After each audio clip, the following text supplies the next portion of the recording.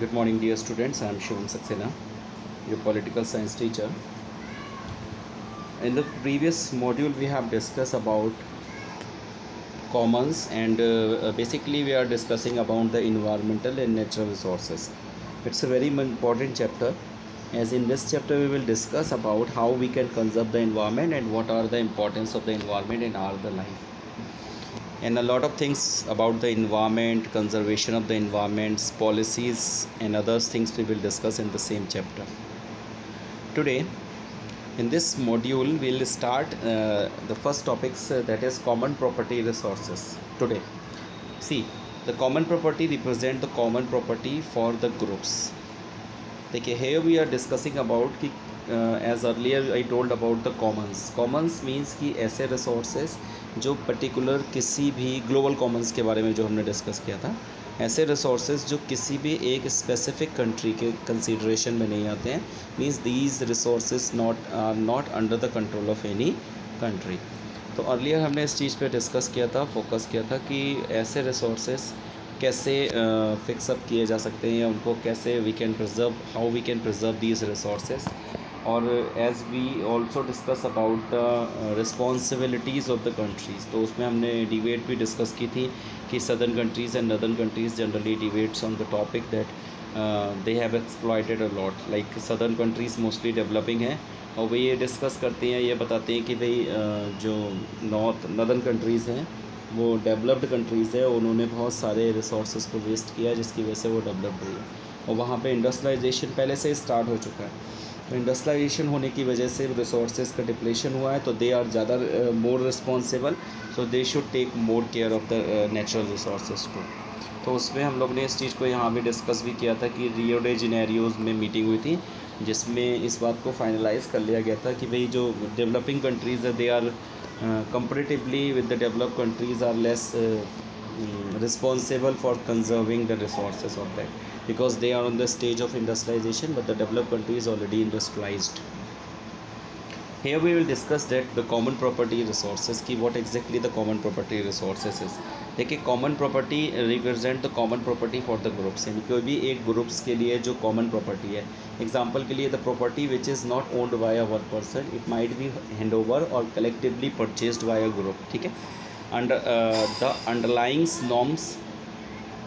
underlying norms here is that members of the group has both rights and duties with respect to the nature, level of use and the maintenance of the given resources.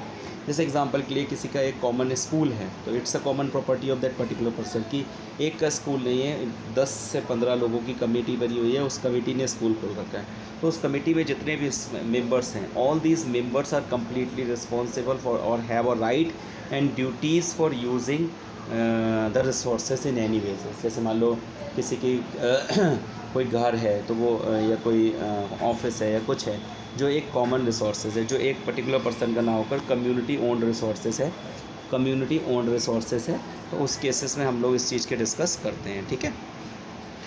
हाँ बच्चों, तो उसमें हम ये discuss करेंगे कि जैसे example के लिए we can say just community का कोई भी रिसोर्सेज है, तो जिस कम्युनिटी या जिस ग्रुप ऑफ पीपल्स का वो रिसोर्सेज है तो उन सब की कंप्लीट रिस्पॉन्सिबिलिटी है, उन सबको कंप्लीट राइट्स हैं, उसको कैसे यूज़ करें, उसका लेवल ऑफ़ यूज़ कैसे करें, उसको कैसे मेंटेन करें. ठीक है. Thus the mutual understanding and the centuries of practice, many village community in India for example have defined members rights and responsibilities. ठीक है. तो इसलिए क्या किया गया, थ्रू म्यूचुअल अंडरस्टैंडिंग, आपस में म्यूचुअल अंडरस्टैंडिंग्स के बाद जो सेंचुरीज ऑफ प्रैक्टिस, यानी बहुत साल हो गए उस चीज़ की प्रैक्टिस करते हुए, many village communities in India for example have defined members rights and responsibility.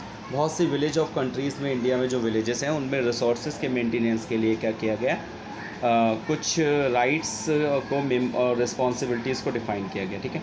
A combination of factor includes प्राइवेटाइजेशंस.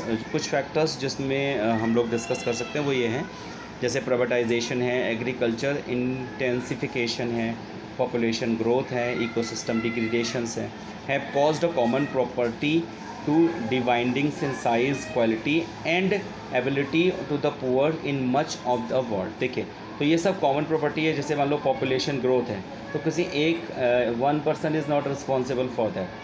ठीक है. पूरा कम्युनिटीज़ के पास में। एग्रीकल्चर इंटेंसिफिकेशन है, प्राइवेटाइजेशन है, ठीक है, ये सब क्या है, कॉमन प्रॉपर्टी है, और इसमें क्वालिटी, साइज़ और availability of the to the poors in much of the world this has been defined, ठीक है। The institutional arrangement for the actual management of a sacred groves on state owned forest land appropriately fit and described of the common property design, ठीक है। Although the forest belt of the South India sacred globes have been traditionally managed by the village community, ठीक है। तो ऐसे हम लोग यहाँ पे डिस्कस करेंगे, जैसे जो फॉरेस्ट लैंड है उसको अप्रोप्रिएटली फिफ्ट एंड डिस्क्राइब किया गया कि कॉमन प्रॉपर्टी के रिज़ाइम है या नहीं है, किसके कंट्रोल में रहेगी, कौन क्या करेगा, कैसे क्या मैनेज करेगा। तो ओवरऑल वील डिस्कस अबाउट कि ऐसे रिसोर्सेज जो एक ना यूज़ करके सब इससे यूज़ करें। तो जब सब लोग उसको यूज़ करेंगे, each and every person will use. जैसे मान लो विलेज की प्रॉपर्टी है, तो विलेज में रहने वाले सारे पर्सन की वो रिस्पॉन्सिबिलिटी बनती है, whether it might be a property of a one person but it also be the property of the village too. जैसे फॉरेस्ट है तो वो फॉरेस्ट एक की प्रॉपर्टी तो नहीं है ना, ग्रुप की प्रॉपर्टी है।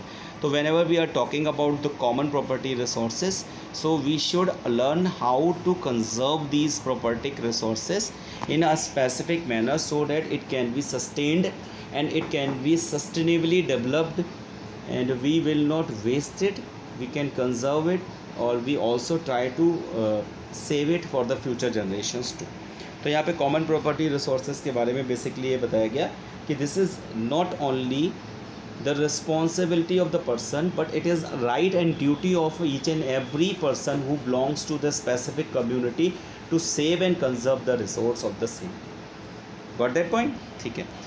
Thank you very much. In the next video we will discuss about the next one topics.